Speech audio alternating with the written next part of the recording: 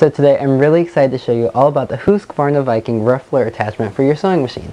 And this one is made specifically for the designer series machines, and I absolutely love it. And it has 4 different settings that is really easy to select. You just have a little bar and you select which one you want. And you can choose to ruffle every 1 stitch, every 6 stitches, every 12, or you can choose not to ruffle at all, just straight stitch if you need to sew a seam really fast or something. But it's really fun to use. I'm going to show you how to install it.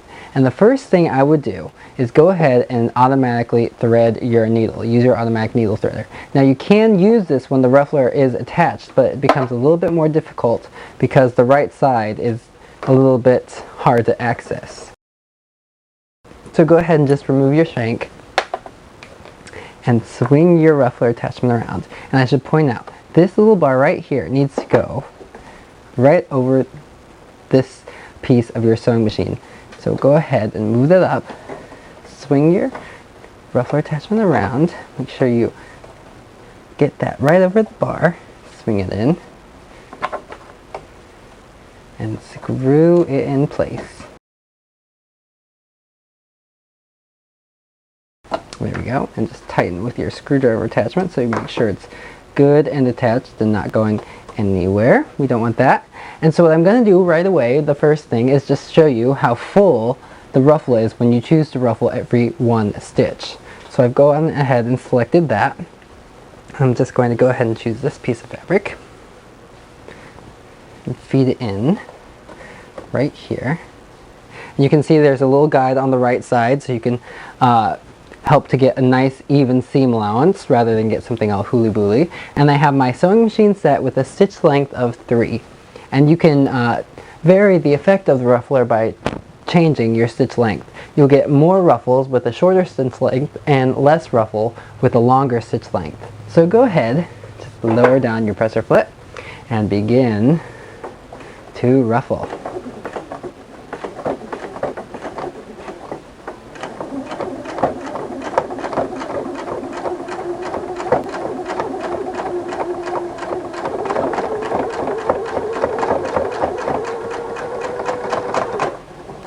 And you can see, go ahead and raise your presser foot to release the threads, how full that ruffle is when you choose to have a ruffle every 1 stitch. And for certain things you might really want that effect, nice full ruffle. But what I'm going to do next is show you every 6 stitches. So I'm just going to go ahead and swing my bar up and over the 6. Easy. And choose this piece of fabric, which is exactly 10 inches long, and that's so I can show you the conversion factor you're going to need to know should you ever want to guesstimate how much fabric you'll need specifically after you've gone ahead and ruffled. So this is 10 inches long, and 10 just makes it nice and easy to do the math, but I will show you. This fabric satin is a little bit ravelly, so go ahead and ruffle, lower your foot every 6 stitches.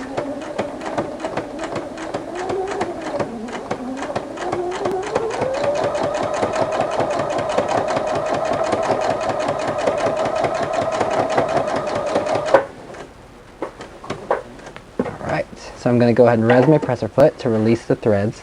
And when I'm ruffling, when I have this ruffler attached to my machine, I really like to not use the automatic thread cutter, just because sometimes when you use it, you tend to lose your needle thread. It becomes unthreaded occasionally. So just to make it easier on yourself, just go ahead and pull the threads back and use the thread cutter attached on the side of your machine.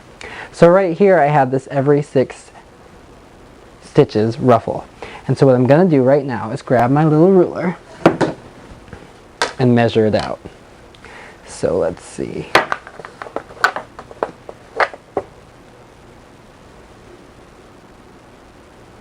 Now it looks like it has gone down to 6 inches in length. So I'll go ahead and write that down and tell you all about that later, just so you can anticipate. So anyways, now I'm going to show you every 12 stitches, and just go ahead and swing your bar around to every 12 stitches. And this is, you know, as the least amount of stitches that you can get right next to straight stitch sewing. So I'm going to go ahead and lower everything down and ruffle away.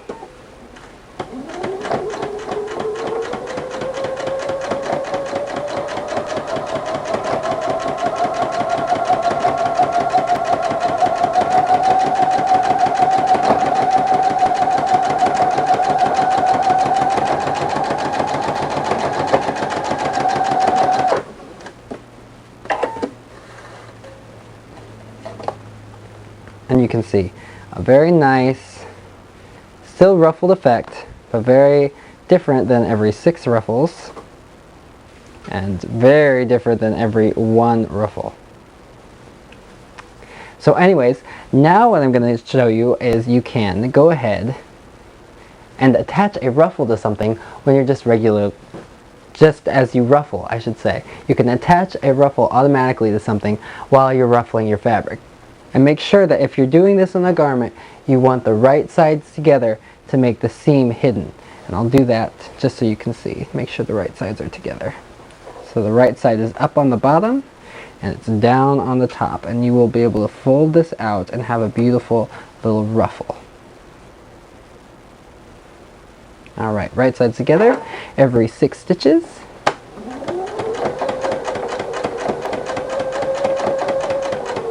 Now I'm guiding the fabric, both pieces. Alright, raise everything. Cut your threads, and you can see when you turn it out, how cute, how fast. And what the ruffler is really doing is creating little pleats perfectly. Every few increments you're getting an even amount of pleating. You can see how it's hidden on the back when you do right sides together. So now I'm going to show you how you would figure out how much fabric you would need to buy in order to get a desired length of fabric after you had gone ahead and ruffled. So what you need to do, and this is a little bit of sewing math, and remember that 10-inch strip of fabric we had? You need to write that down. And I like to use 10 because it's a nice, easy, even number to divide things into. So we take 10 inches. And that's what we began with. And we ended up with 6. So you need to take what you had, which was 10 inches in the beginning, and divide it by what you got. So you take 10, divide by 6, and that's 1.66666. Tons of 6s. So 1.6 is our conversion factor. So now what we need to do is say, oh, let's say I wanted to make a skirt for Madeline Fogg over there. I know Madeline has a waist that's 13 inches in length. So we'd take 13 inches and we would multiply that by our conversion factor. 13 times 1.6.